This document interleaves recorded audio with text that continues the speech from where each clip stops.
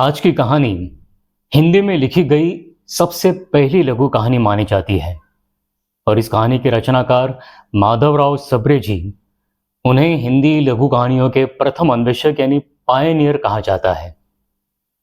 सन 1900 में लिखी गई इस कहानी को हम सुनेंगे तो हम महसूस करेंगे कि ये कहानी समसामयिक है और वर्तमान में भी सटीक रूप से लागू होती है।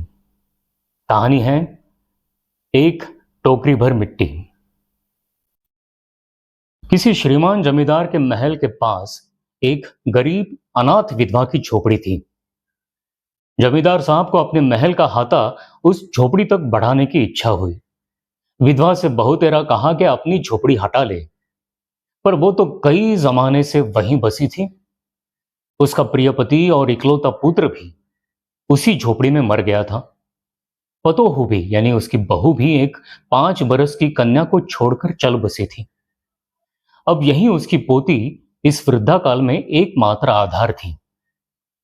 जब उसे अपनी पूर्व स्थिति की याद आ जाती तो मारे दुख के फूट फूट रोने लगती थी।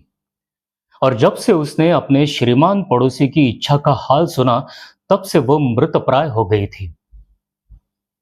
उस झोपड़ी में उसका मन लग गया था कि बिना मरे वहां से वो निकलना नहीं चाहती थी।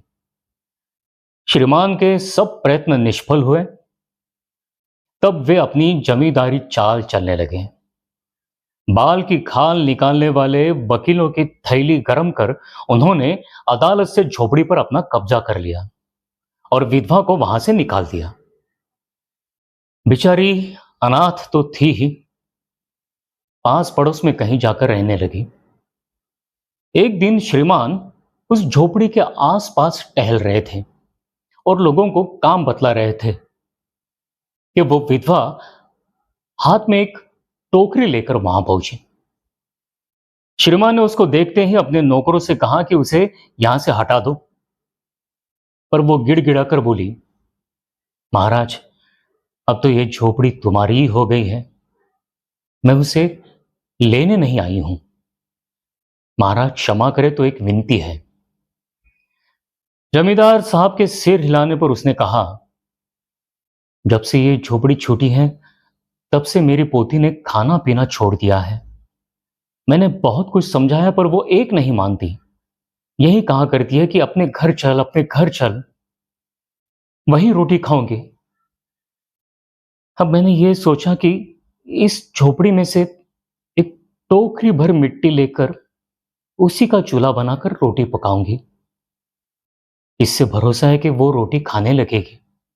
महाराज, कृपा करके आज्ञा दीजिए तो इस टोकरी में मिट्टी ले आऊं। श्रीमान ने आज्ञा दे दी। विधवा झोपड़ी के भीतर गई। वहां जाते ही उसे पुरानी बातों का स्मरण हुआ और उसकी आंखों से आंसू की धारा बहने लगी। अपने आंतरिक दुख को किसी तरह संभाल कर उसने अपनी टोकरी मिट्टी से भर ली और हाथ से उठाकर बाहर ले आई। फिर हाथ जोड़कर श्रीमान से प्रार्थना करने लगी, महाराज, कृपा करके इस टोकरी को जरा हाथ लगाइए, जिससे कि मैं उसे अपने सिर पर धर लूं। जमींदार साहब पहले तो बहुत नाराज हुए, पर जब वो बार बार हाथ जोड़ने लगी और पैरों पर गिरने लगी तो उनके मन में कुछ दया आ गई। किसी नौकर से न कहकर आप ही स्वयं टोकरी उठाने आगे बढ़े। ज्यों ही टोकरी को हाथ लगाकर ऊपर उठाने लगे, त्यों ही देखा कि यह काम उनकी शक्ति के बाहर है। फिर तो उन्होंने अपनी सब ताकत लगाकर टोकरी को उठाना चाहा, पर जिस स्थान पर टोकरी रखी थी वहां से वो एक हाथ भी ऊंची न हुई। वो लज्जित होकर कहने लगे, नहीं, ये टोकरी हमसे न उठ पाएगी। यह सुनकर विधवा ने कहा, महाराज, नाराज न हो, आपसे एक टोकरी भर मिट्टी नहीं उठाई जाती, और इस झोपड़ी में तो हजारों टोकरियां मिट्टी पड़ी है। उसका भार आप जन्म भर क्यों कर उठा सकेंगे? आप ही इस बात पर विचार कीजिए। जमींदार साहब धन मत से गर्वित हो अपना कर्तव्य भूल गए थे, पर विधवा के उपर्युक्त वचन सुनते ही उनकी आंखें खुल गई। कृतकर्म का पश्चाताप कर उन्होंने विधवा से क्षमा मांगी और उसकी झोपड़ी वापिस दे दी। धन्यवाद।